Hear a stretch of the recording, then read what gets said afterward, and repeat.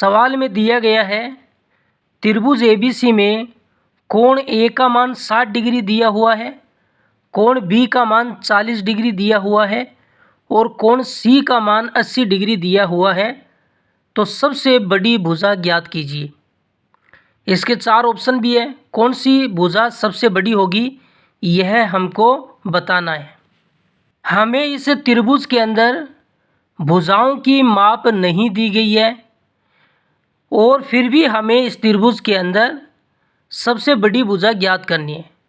हमें इस त्रिभुज के अंदर कोण के माप दिए गए हैं। अगर आपको कोण के माप दिए गए हो तो आप बहुत ही आसानी से त्रिभुज की छोटी भुजा और बड़ी भुजा ज्ञात कर सकते हैं।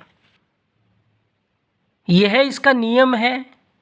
त्रिभुज का जो कोण जितना बड़ा होगा उसके सामने वाली भुजा उतनी ही बड़ी होगी, अर्थात सबसे बड़े कोण के सामने सबसे बड़ी भुजा होगी और सबसे छोटे कोण के सामने सबसे छोटी भुजा होगी। तो इसके अंदर सबसे बड़ा कोण 80 डिग्री है, कोण सी है, तो इसके सामने वाली भुजा ए बी है। तो ए बी भुजा सबसे बड़ी होगी क्योंकि सबसे बड़ा कोण 80 डिग्री है और इसके सामने वाली भुजा ए बी है। तो इसका जो आंसर होगा वो ए होगा, ए बी। लेकिन हमें सवाल में अगर पूछ लिया जाता कि सबसे छोटी भुजा कौन सी है, तो सबसे छोटा कोण कौन सा है? कोण बी है 40 डिग्री और इसके सामने वाली भुजा जो ए सी है वो सबसे छोटी भुजा होगी।